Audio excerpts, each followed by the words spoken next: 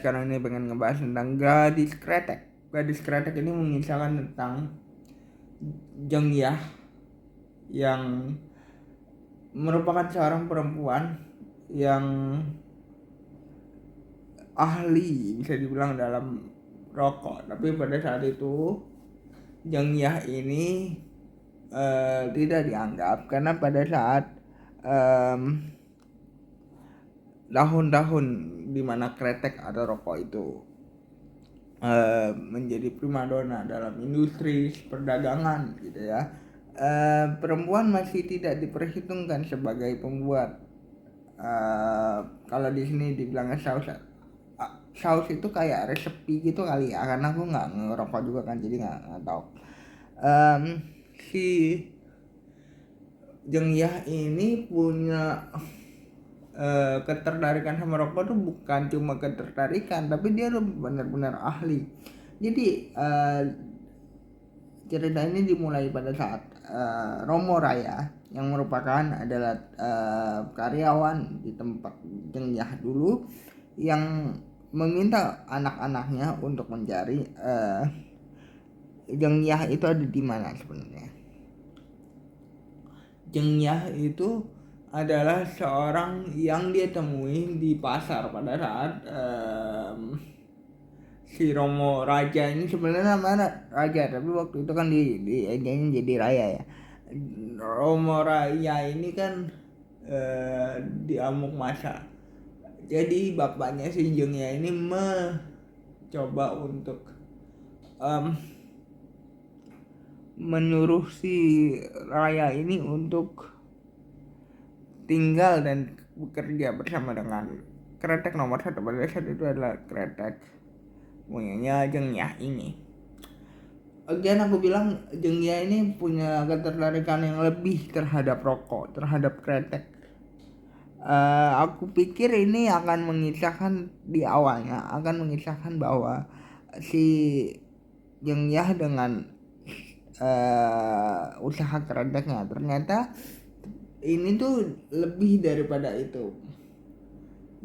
Jeng Yah, kenapa si Romo Raya ini mensuruh anaknya untuk bisa dibilang mencari Jeng Yah atau Desiah namanya, untuk ternyata Romo Raya ini mempunyai kesalahan di masa lalu yang ingin dia perbaiki.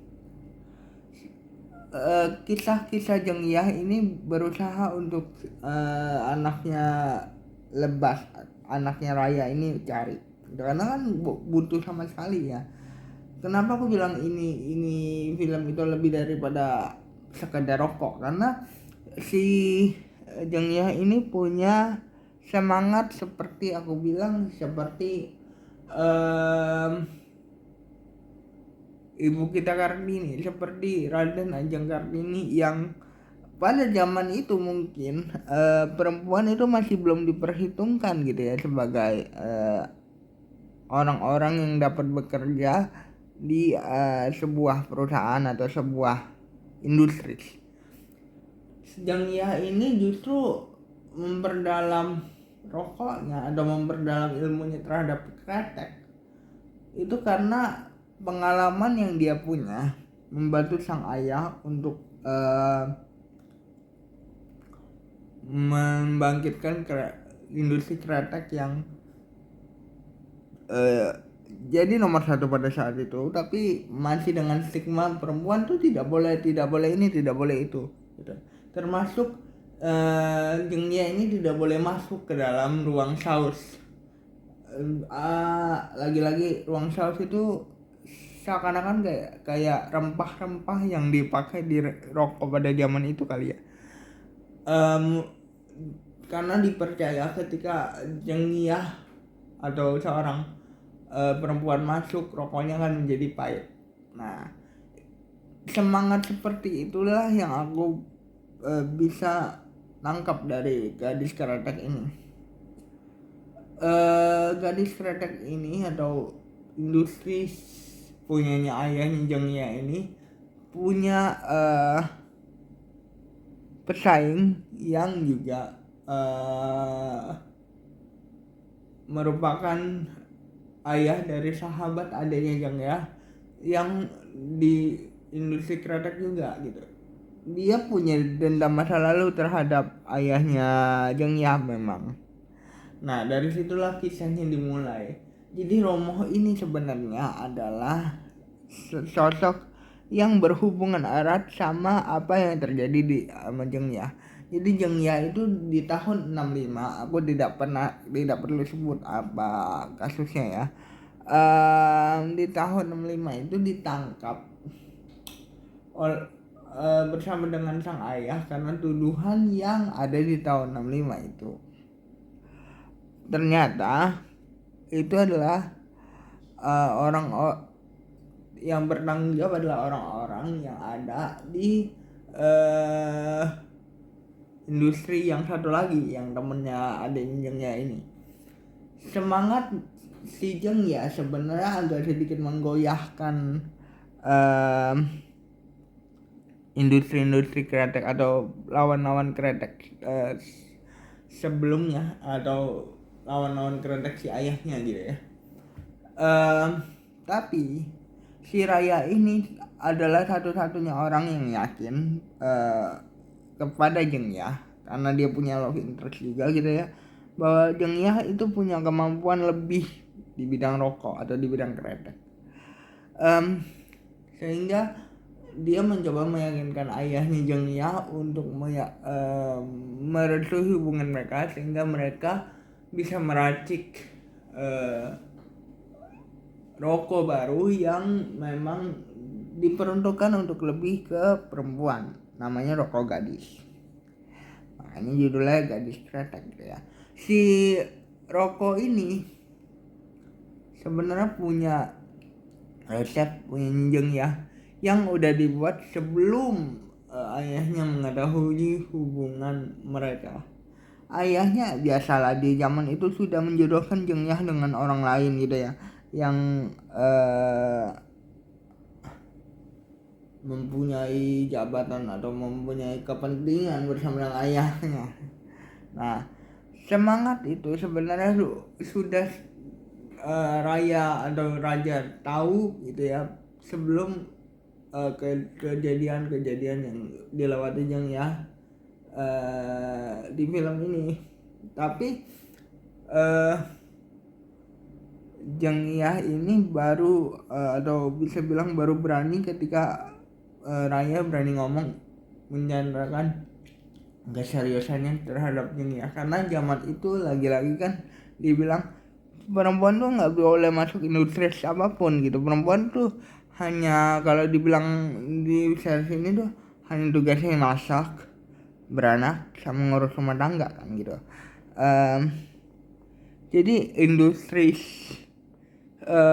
kreatif gadis ini adalah kreatif yang sebenarnya berasal dari passionnya Jeng Ya yang akhirnya bisa menjadi seorang yang nyata, menjadi kenyataan. Tapi setelah itu dia kena kasus 65 dan dituduh sebagai pelaku 65, sehingga dia punya Raya di sini punya tanggung jawab sebenarnya untuk menolong Jeng Ya. Ternyata Raya itu terjebak oleh orang yang menjadi saingan Jeng Ya ini, dan Jeng Ya sebenarnya tidak bersalah dalam kasus 65. Sebenarnya yang bersalah atau yang diincar di kasus 65 adalah Raya, karena Raya punya andil dalam mensupport salah satu kreatif yang dinanai oleh di film ini oleh political party atau partai politik. Nah, si Jeng Ya ini selama 2 tahun disekap.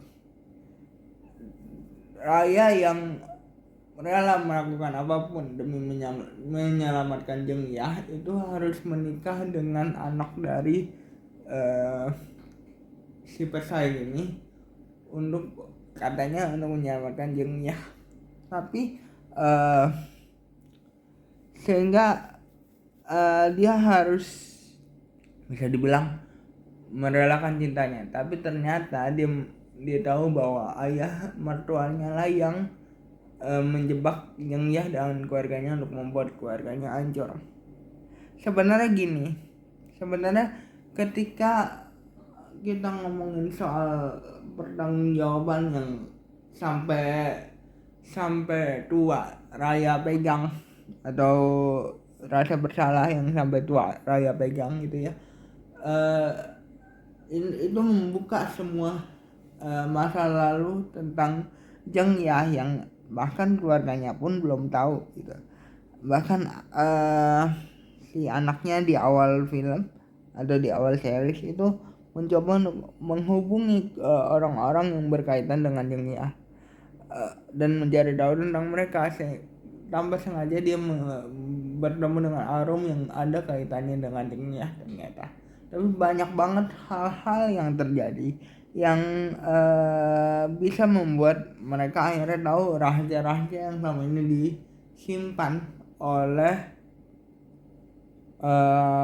keluarga mereka masing-masing gitu, oleh orang-orang yang ada di industri kereta zaman itu. Itu saja yang aku bisa bahas dari Gadis Kereta. Yang aku bisa bilang adalah karakter Jeng Yah ini mengajarkan kita untuk, walaupun kita di underestimate sama orang gitu ya, dengan mungkin kita perempuan, atau pada zaman itu mungkin perempuan, tapi zaman sekarang kan kejadiannya adalah aku disabilitas diremehkan atau apapun kekurangan kita lah, yang orang-orang yang lain mungkin bilang tidak bisa kamu begitu. Kita bisa kok sebenarnya kalau kita punya keyakinan seperti Jeng Yah ini. Walaupun di underestimate sebagai perempuan, tapi dia akhirnya bisa meyakinkan orang-orang bahwa dia punya kemampuan di bidang kretek yang tidak bisa diragukan gitu, walaupun dia berjenis kelamin perempuan. So jangan lupa like, comment, dan subscribe. Bye guys.